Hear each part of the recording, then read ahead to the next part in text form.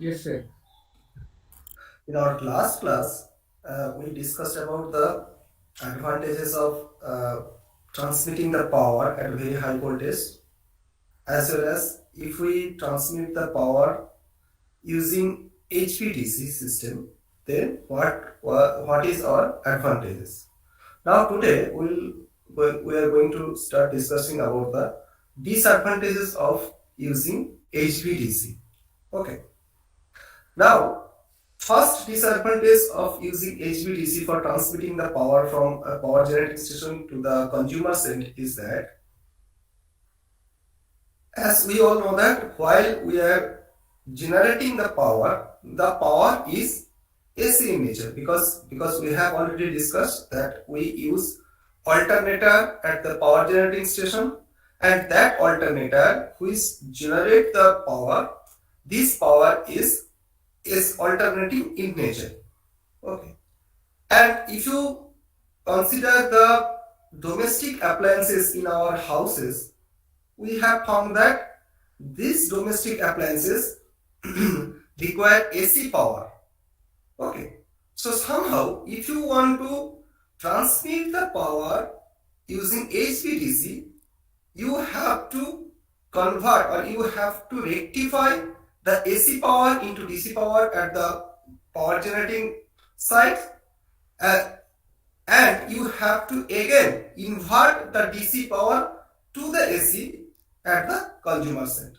So, in order to rectify AC power to DC power, you have already studied in your power electronics courses that you require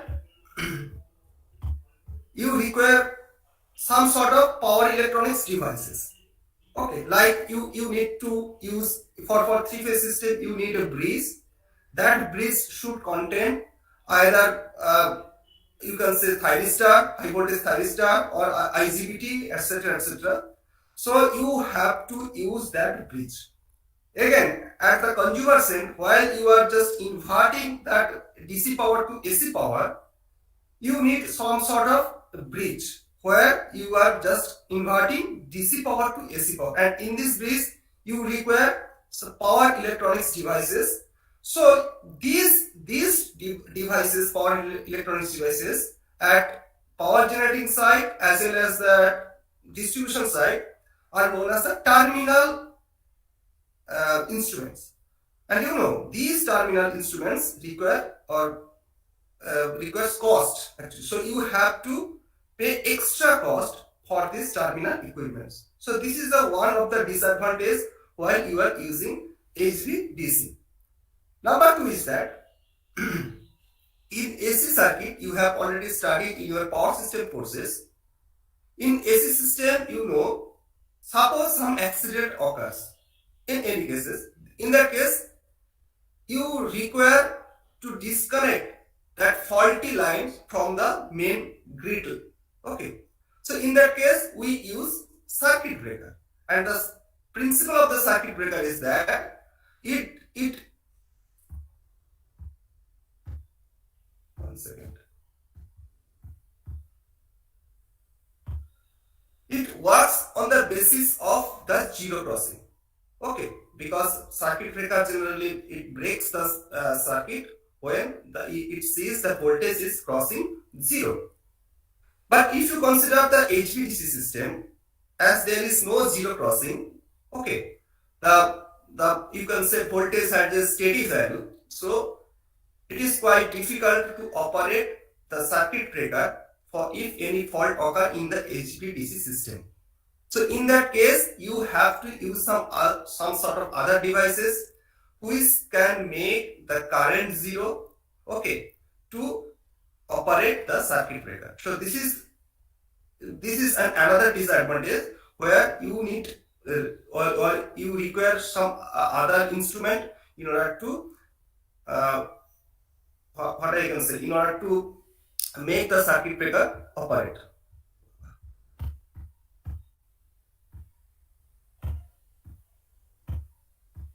So these are the two major disadvantages of using HVDC system. Okay. So we have discussed about the advantages of using HVDC system and disadvantages of using HVDC system. Do you have any queries regarding this? Anyone has any question regarding this matter? Hello? Sir তাহলে ডিসির ক্ষেত্রে যে circuit ব্রেকারগুলো use হয় ওটা মানে কি প্রিন্সিপালে কাজ করে? ওইটা হচ্ছে তোমার force. You have to use some other instrument where it can force down the current should force down to the zero value so that circuit breaker can work actually. Okay, current should be zero. Otherwise, your circuit breaker, it is quite difficult to operate the circuit breaker. Is that okay? Yes sir. Zero crossing বলতে কি sir এখানে হচ্ছে যে এসির কেসে হচ্ছে ওই যে কোনো একটা যে ফেজেরই মানে স্যার যে কারেন্টটা ওই জিরো ক্রসিং করলে মানে তখন ইউজ করতে পারছি তাই তো মানে ওটা যে Exactly. পসিবল না তুমি if you can remember the principle of the circuit breaker, how the circuit breaker operates actually. Circuit breaker actually there are two contacts. One is fixed contacts, another is moving contacts. When the current becomes zero, then the moving contacts start to operate actually. And okay, but in case of DC, if you see the DC HVDC system, that as current is not crossing zero, so it is quite difficult to operate the circuit breaker if any faults occur. That's why you have to bring the current to zero, then you can operate the circuit breaker. That's why it is said that the current should come zero or current is brought down to zero forcefully, then the circuit breaker operates. Is that clear? okay sir clear. Okay. Any other question? No. Okay. Now coming to that most important part of our courses is the insulators. Okay. Now I think you have seen the insulators. So let's start to discussing about it. As I mentioned in our last class that we generally transmit the power using two major systems. One is overhead transmission line using overhead transmission line. Another one is underground cable. Okay. Now I think you have seen that overhead transmission line. If you can remember the overhead transmission line system, there are transmission line and these transmission lines are supported by some tower, because you have seen that this transmission line is hanged from the tower. Okay, and this tower is grounded actually. So there is a cross arm in the tower, and between the cross arm and the transmission line there is a instrument, you can say, which is known as the insulator. The insulator is generally can be porcelain type insulator, can be glass type insulator, can be polymer type insulator. So its material can be different, and this type of insulator can be used based on the in which application you are using. Okay. Now while we are discussing about the insulators, the most important thing of the insulator is to calculate its creepage distance. Now let's try to understand what does this insulator do. If you consider the transmission line tower structure, okay, now tower has a potential zero because it is grounded. Okay, now from tower there is a cross arm, and from cross arm the insulators are there, and from insulator the transmission lines are hanged. Okay, so you can say the potential at the cross arm is zero because it is connected to the tower, and the potential of the transmission line, you can say it is the high voltage line, so it has a very high potential. So the function of the insulator is to protect the transmission line from being short circuited with the tower, or alternately you can say it actually prevents any breakdown or flashover occur between the medium within the tower and the transmission line. So this is the function of that insulator. Now you know, if you can see the any insulator, have you seen any insulator? First of all, in our laboratory, anyone has seen the insulator in our laboratory? Yes, sir, in high voltage line. Yes, sir. Yes, Yes, sir. High voltage. yes. So you have seen the insulators. If you can remember the geometry of the insulator, it is not a simple structure. Okay, there is a curvature inside the insulator. Okay, and these curvatures actually is made intentionally made in order to enhance the path between the light conductor or the conductor and the cross-arm point, and this path is known as the creepage distance. Okay, if we can see the picture, you can see this is the schematic of the insulator. Okay, there is an arc pin, so it is connected to the cross arm, and here there is a groove where a high voltage conductor is placed. Okay, now if you see the schematic of this insulator, you can see the insulators are curvy. The geometry of the insulators are so simple, and this is done in order to increase the path between that arc pin and the HV conductor, and this path is known as the creepage distance. Okay, generally what happens if any breakdown occurs between that or if any problem occurs between the HV conductor and the arc pin, generally what happens, the breakdown occurs through this path. That means the breakdowns occurs in this region.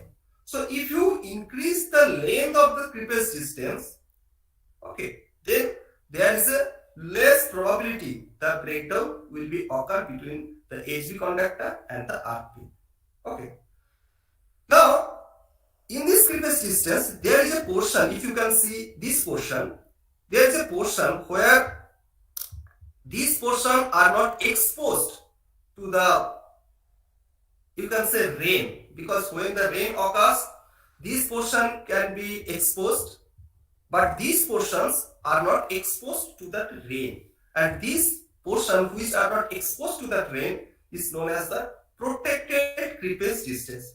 So how this protected creepage distance is measured? Generally, in order to measure the protected creepage distance, we generally put some light, okay, at the angle of maximum angle of 90 degree, and we generally try to identify in which portion the light is not coming. Okay, so if you throw the light in you can say the perpendicular with that arc pin, you can see these portions the light will not come. Okay, and so these portions are known as the protected creepage distance, and typically you can say typically the insulators looks like it is a pin insulator. You can say this is the arc pin and there is a groove, so you can say this portion is known as that creepage distance, and the inside of this is known as the protected creepage distance. Okay, now there are, as I mentioned, there are two most important things you have to know while you are discussing about the insulator. One is flashover voltage, another one is puncture voltage. Now coming to that, what is flashover voltage? Flashover voltage is that voltage at which a spark occurs, okay, through the insulator surface, or you can say through the creepage distance. Okay, and then this voltage is known as the flashover voltage. So flashover voltage, what is it? So flashover voltage, a spark occur, okay, through the creepage distance between the light conductor and arc pin.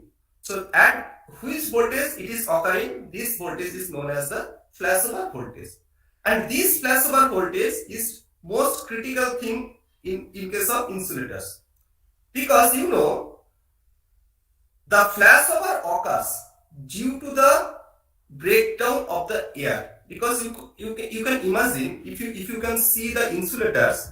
So insulators are placed like that. So you can say adjacent to that insulator there is air. So what happens if somehow, for some reason, if the breakdown of air between that light conductor and earth pin has occurred, then you can say that there is a flashover occurring in that insulator. And one interesting thing is that this flashover is not a permanent. Okay, because you know, in case of air insulation, when the breakdowns occurs in case of air insulation, temporarily there will be a breakdown. But what happens if the voltage is reduced? Then the insulating property of air is restored. So you can say flashover of the insulator is not a permanent one. Okay. But what happens if the flashover is repeated? So what happens? There is a path, you can say path created through the surface of the insulator or through the previous distance of the insulator. Okay. Through the tracking. Okay. And that may actually enhance the probability of the flashover on the insulator surface. So you have to be very cautious while you are just monitoring the insulators.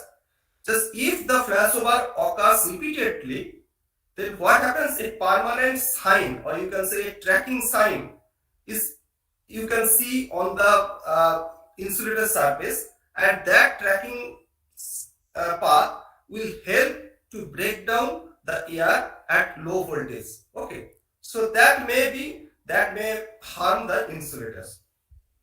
Now this is the flashover voltage. Now another one is the puncture. Puncture is what? Puncture is the breakdown through the internal, you can say breakdown of the insulators internally. That means if you consider the insulators, here the high voltage lines are there, here is the earth pin.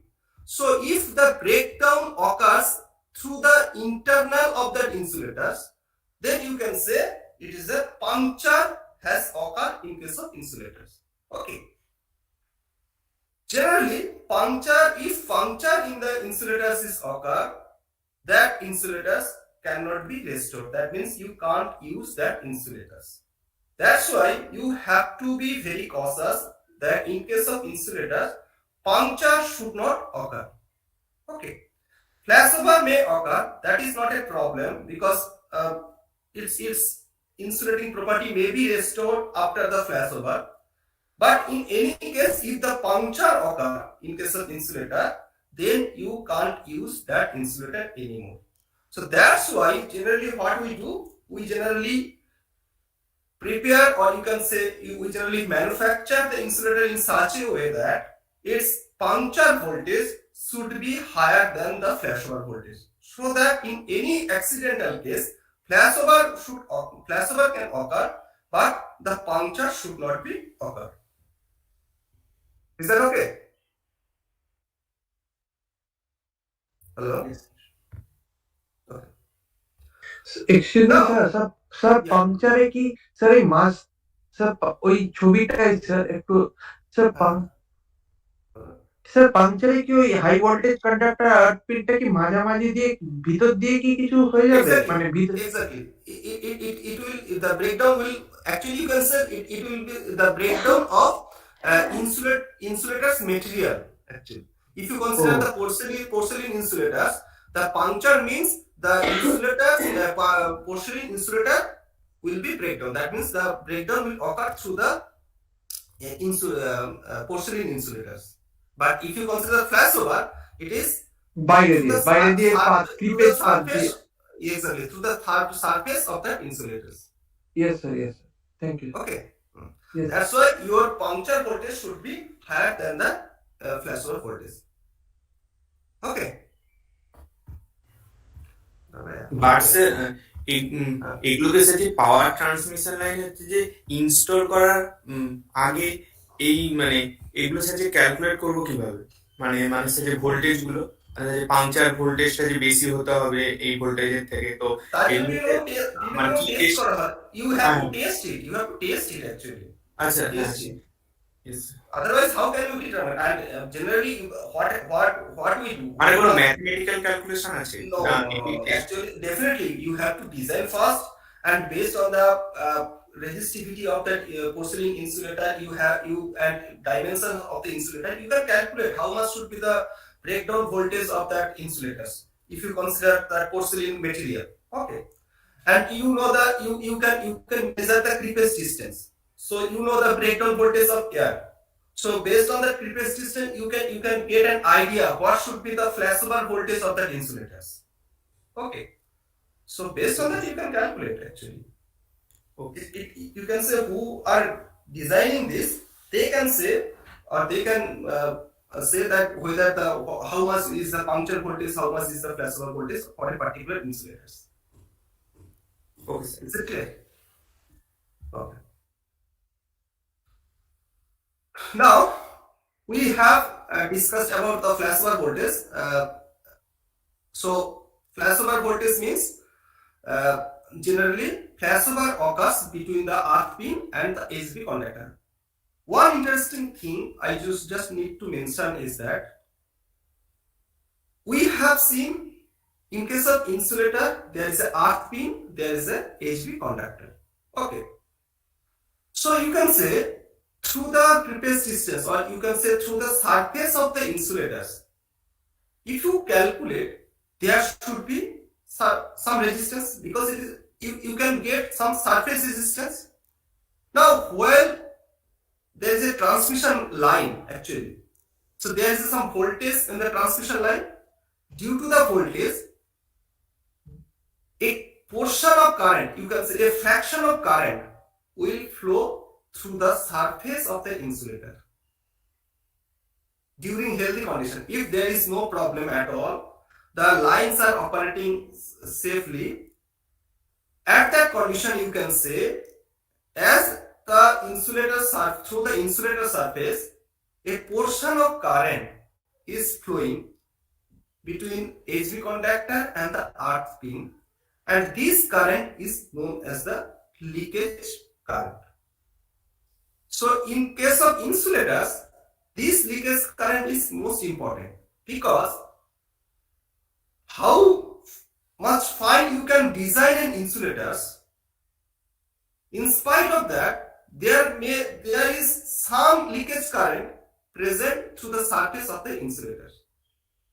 Now this magnitude is very low, because if the magnitude is high, then definitely there is a problem, because as the magnitude is increasing, so you can understand, there will be a local heating through which the current is flowing, and as the local heating is occurring, so what will happen? The air more you can say more number of charges will be developed. That means more electron will be produced, and that can lead to the flashover. So limiting the leakage current is most important thing. You should not allow the leakage current to increase beyond a certain limit. Okay, and that is the most important thing. But the problem is that as you have seen that the insulators are installed at the outstation. That means it is, you can say, it is not installed in the indoor place. It is installed at the outstation. So you can say generally where you have installed the insulators, the dust can deposit on the insulator surface. Besides, there may be rain. So rain means there will be a water particle can deposit on the insulator surface. Okay, one second. Please be patient. I have some problem.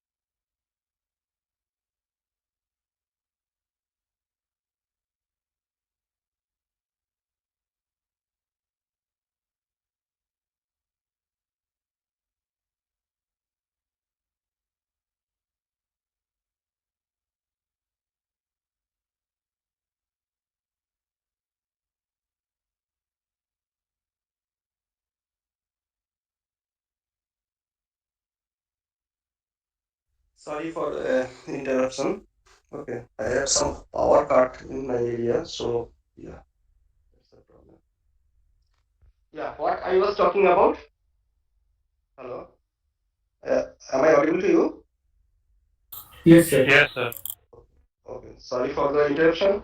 Yeah, that I was talking about. Leakage current is the most important thing. So what happens if you consider the insulators actually, which are installed to the outdoor station? What happens? There might be a rain.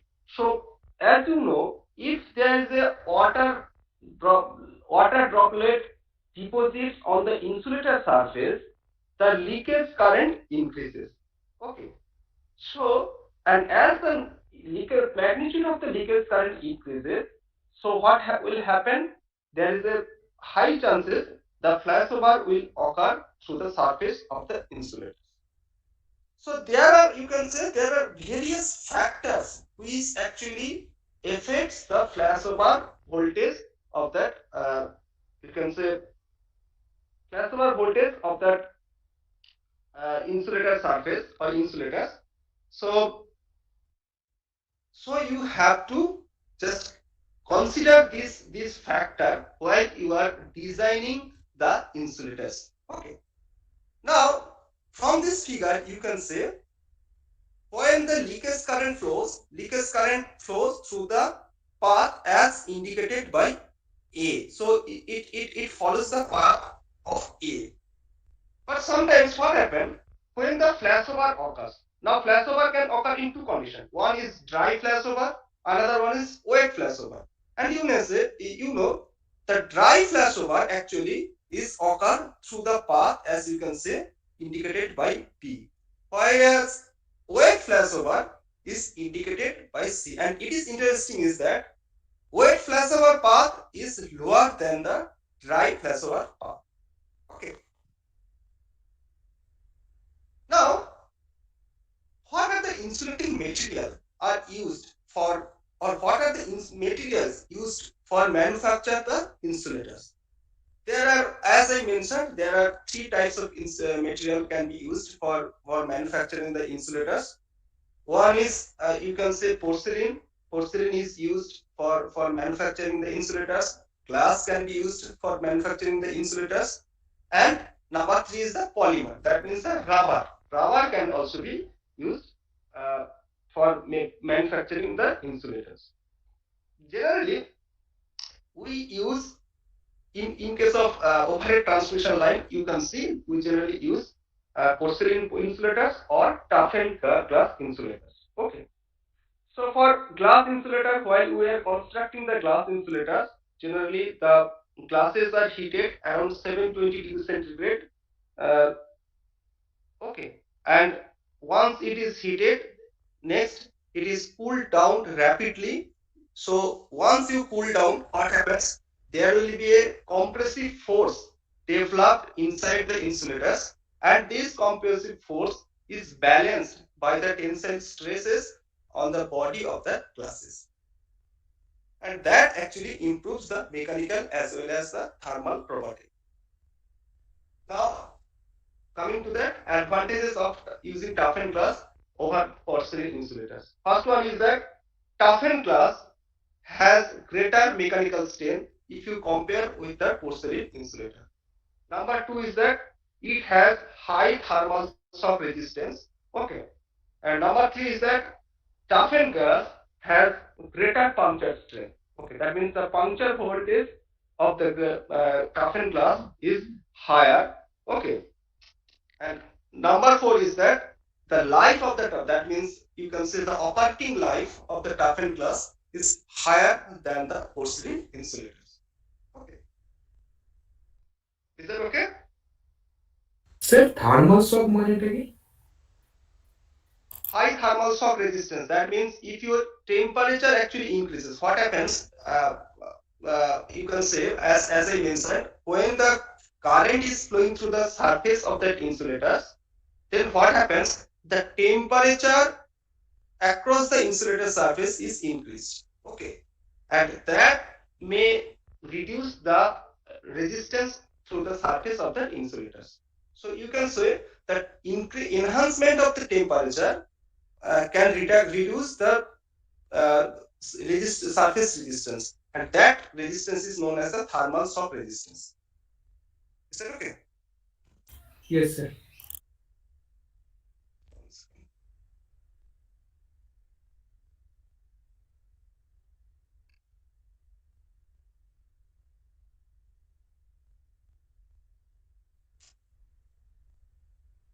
Okay. Now, coming to that, as I was mentioning, the type of insulator, you have already aware of that. There may be different type of insulator based on how we are just placing the conductor. So based on that, we generally know there are four type of insulators actually. First one is that pin insulator. Pin insulator, you have already seen the figure of the pin insulator. Okay, so pin insulator, you have already seen pin insulator. In pin insulator, the lower portion there is a metal rod, so which is connected to the cross arm, and at the upper portion there is a groove through which a transmission line conductor actually passes. So this is a pin insulator. But besides pin insulator, there is another type of insulator which are known as the disc insulator. In disc insulator, the construction are little bit different. In that disc insulator, generally conductors are hanged from the insulator. Okay, and the upper portion is connected to the cross arm. And number three is that suspension insulator. Suspension insulator means there are number of disc insulator connected in series. It depends on how much is the operating voltage. That means if you consider the high voltage transmission line, your voltage level can be 132 kV, sometimes you can say 300 kV, etc., etc. So how much your voltage level, based on that you can design the suspension insulator. And number four is strain insulator. Sometimes what happens, you need a sharp bend of the transmission line. In that case, you can use that strain insulator. So we will discuss one by one.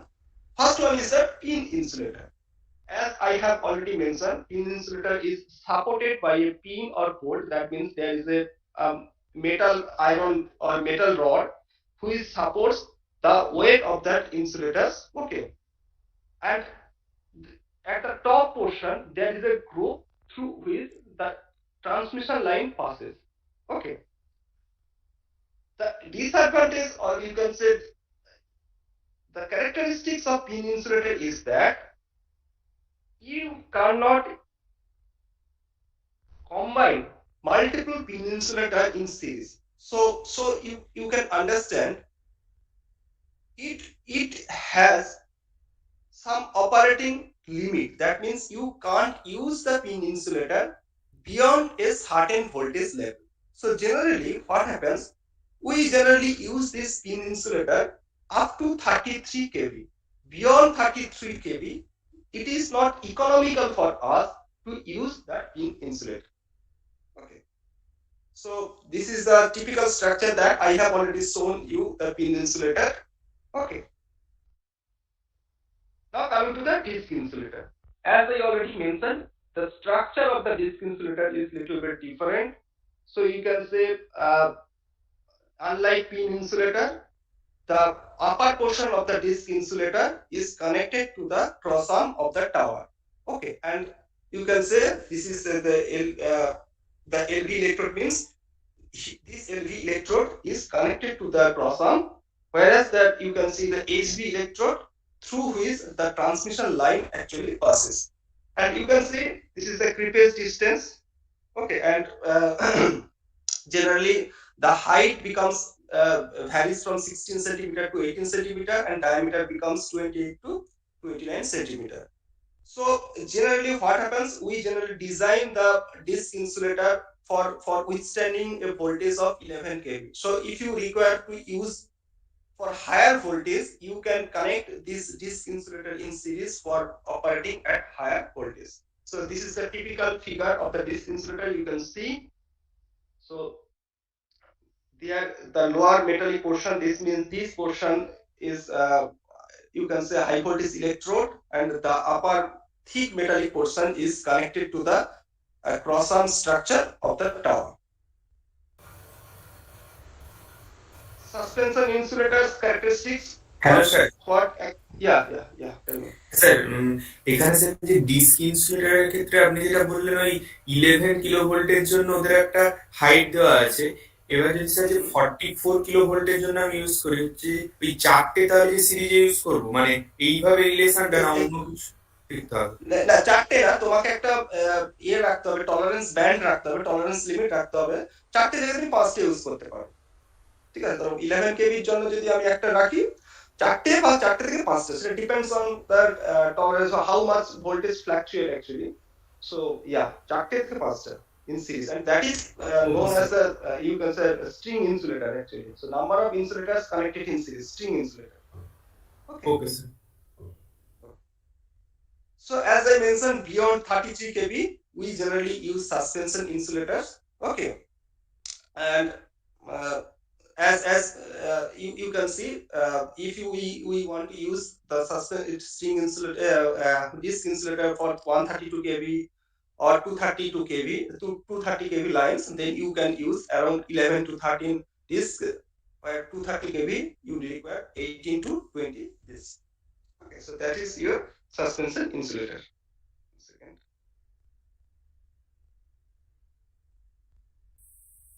Now coming to the typical schematic of the suspension insulator. So you can say this is the suspension insulators, number of insulators when they are connected in series, you can say. So this is a tower structure, typical tower structure, grounded tower, and you can say these are the suspension insulators.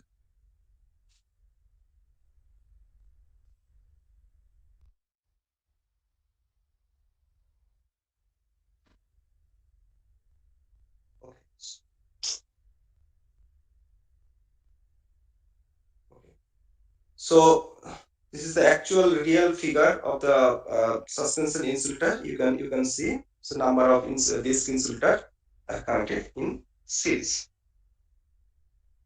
Now, what are the advantages of using this suspension insulator? Okay. First of all, these insulators are designed generally for 11 kV. So if you want to use for higher voltage, you can connect in series.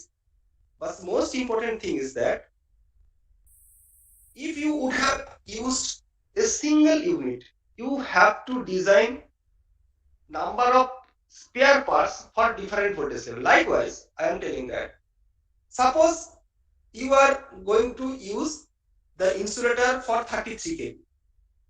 So you can design an insulator based on the 33 kV. But sometimes what happens, you require to use an insulator for suppose another voltage like 66 kV. So in that case, you have to use or you have to manufacture another insulator which can withstand at 66 kV.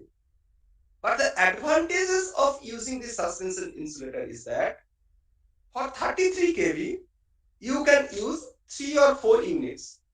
But for 66 kV, you can use 6 or 7 units. So you don't need to manufacture 2 different insulators. You just can put some spare units, okay, and based on your voltage requirement, you can connect or you can add these insulators in series so that it can withstand that much of voltage. So this is one advantage.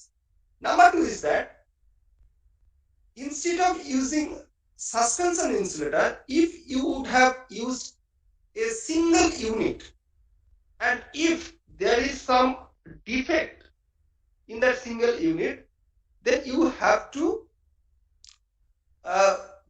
change it and you need to bring a new one, and that may include a vast cost actually, you can say.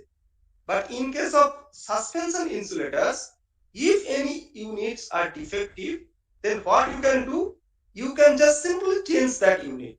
Okay, so that is the another thing, another advantage. Number 3 is that mechanical flexibility.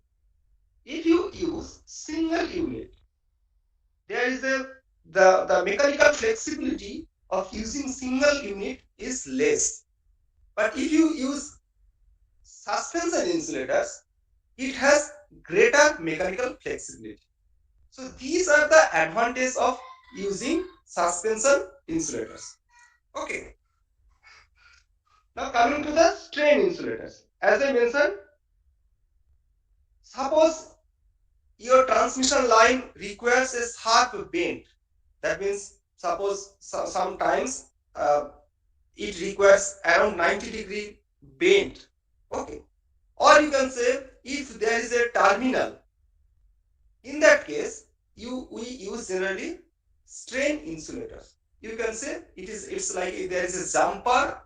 Okay, so you can say from the figure, so HV line is coming here. Now there is a sharp bend. Okay, and so HV line is going out from the tower. So there is a sharp bend. So in that case, we can use that strain insulators. Okay.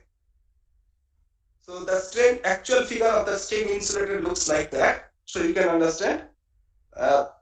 This is the strain insulator.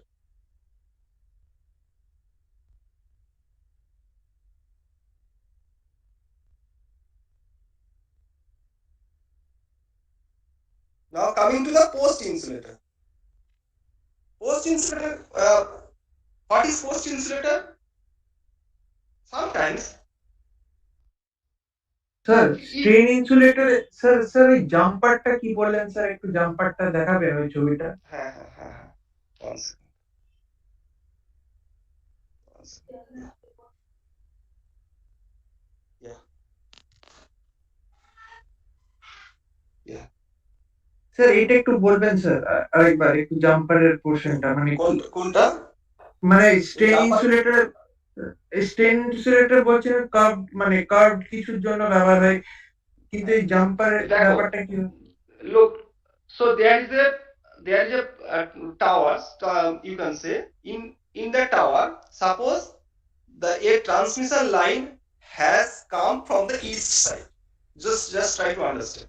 Okay, and again it will go to the suppose south side. So there is a 90-degree bend because it is coming from the east side and it is going to the south side. So you can say when it is coming from the east side, so it will end it to the tower. Again from the tower there will be another transmission line which it will go to the south side. So but there should not be an electrical disconnection. That means there should be electrical continuity between the line in coming from east side and going out to the south side.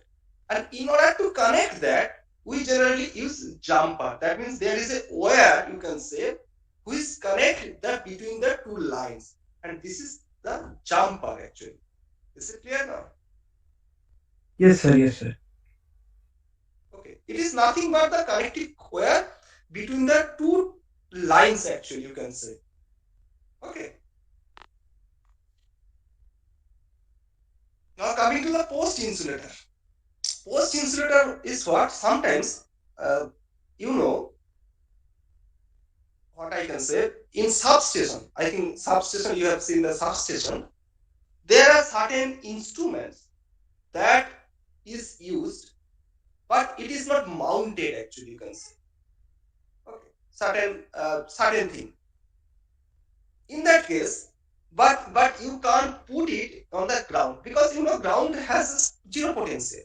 So you can't put that instrument on the ground, but according to our application, it should not be mounted to some other places.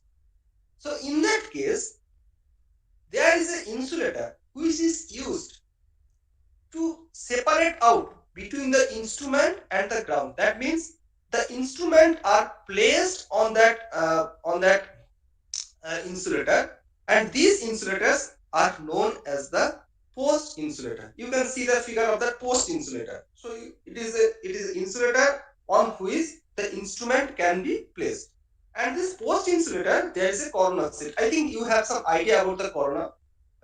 Corona means, you know the corona, when there is a transmission line voltage, collision the ion atmosphere, atmosphere surrounding to that transmission line get ionized. Okay, and definitely there will be a hissing sound, violet color, etc., etc. But do you know why this corona occurs actually? This is due to the high electric field intensity adjacent to that transmission line. rough surface. And due to this, Yes, sir. So high electric field intensity. Now, if you consider the post insulator, you can see another thing. Just I would like to mention that if you consider the parallel plate, generally parallel plate configuration, you can see the electric field intensity is constant. Okay, but if there is some you can say the sharp edges, if there is some point, then you can say their electric field intensity becomes high. Okay, and as the electric field intensity is high, the insulation will get stressed higher. Okay, so in order to avoid that, generally we use different type of shield so that the electric field intensity value get distributed, electric field that means potential get distributed and electric field intensity value becomes lower. In case of post insulator, as you can see in the figure, there is a surface. Okay, and due to the surface, there's the electric field intensity at that surface is quite high. Okay, and that can result a breakdown of air between that you can say upper portion of that instrument between the instrument and the ground. So in order to avoid that, we use a corona shield. What happens at corona shield actually, if you look the actual view picture of the corona shield, it is a circular type. So what happens as it is a circular, the field distribution due to this corona shield gets, or you can say it moves towards the uniform. So the electric field intensity becomes more uniform with the presence of corona shield. So that can reduce, or that reduces the chances of breakdown of air. Okay. Now, so actual post insulator looks like that. Okay.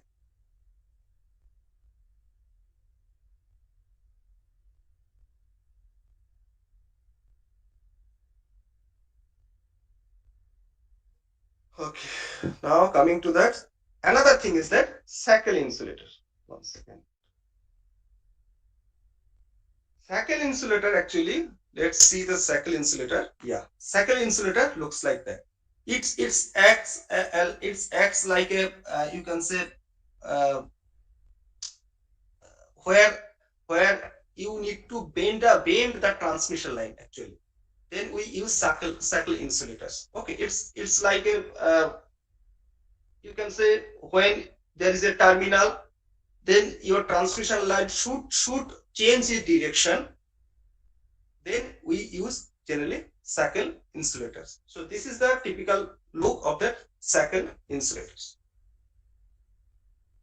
Coming to that, voltage distribution of suspension insulators. So that I will cover in the next day. So today is up to circle insulator. So if you have any question, then you may ask me.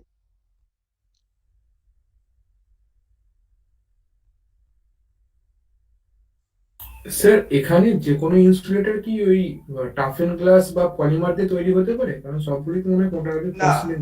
তুমি না সবগুলো করতে পারবে না। You can't create cycle insulators or post insulator using polymer. Okay, generally toughened glass and porcelain insulator, you can your post insulator and cycle insulator can be polymer, can be toughened glass or porcelain, but it is quite difficult to manufacture a post insulator using this polymer insulators, the polymer material actually. Okay. Yes, sir.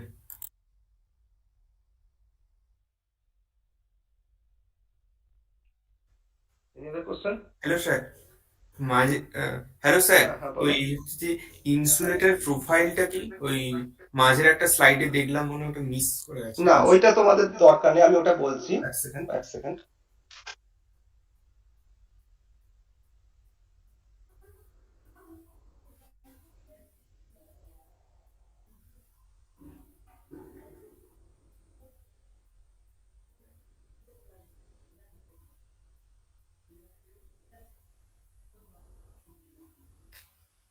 হ্যাঁ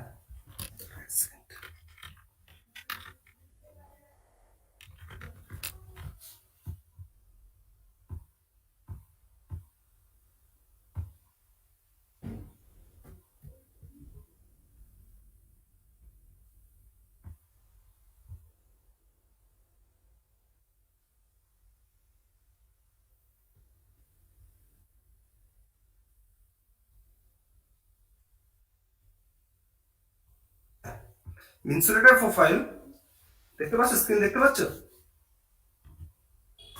no sir. No sir. One second.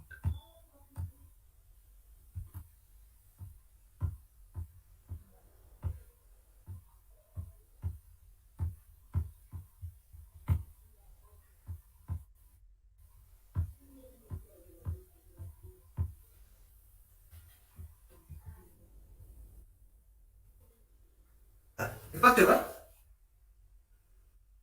Yes sir. হ্যাঁ, insulator profile হচ্ছে, সেটা হচ্ছে ধরো তুমি যদি একটা insulator consider করো, ধরো আমি ধরে নিচ্ছি তুমি একটা পিন ইনসুলেটর কনসিডার করছো।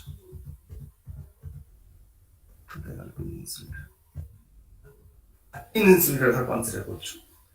এবার ইনসুলেটর প্রোফাইল হচ্ছে যদি তুমি পোটেনশিয়াল দেখো through the surface, okay, generally সেগুলোকে কি রাখা হয়, আমরা ইকুইপোটেনশিয়াল, মানে ডিজাইনটা এমন ভাবে করা হয় যাতে আমরা যখন একটা curve, if we draw a curve through the surface of that insulator, through the curve the potential should remain same. Okay, that means the potential profile as, and you know, if the lines are equipotential, so electric field intensity lines are perpendicular to that equipotential line.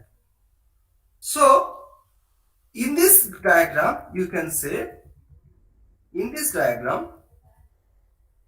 yeah, you can say these are the equipotential lines, these are the equipotential lines, and these are the field lines. So in insulator profile we generally identify how the field lines are actually originates and how they actually, how the electric field lines becomes or perpendicular to the equipotential line, and you can say how the equipotential lines are there on the insulator surface, and that is actually identified using the insulator's profile. Is it clear? So you can see these are the body of the insulators. So these are the insulator equipotential lines, and these are the field lines. That is the insulator profile.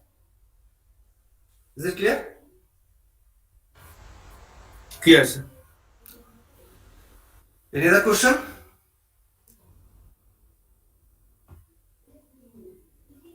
Okay. So that's all for today. So I will take the next class on today's 18th. So I will next Monday Shobhan sir will take the class. So next 25th. So I will take next Tuesday class on next Tuesday. Okay.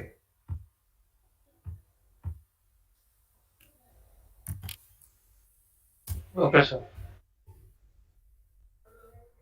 Arunim Poddar, present sir. Devargo Nandi, present sir. Soumadip Das, present sir.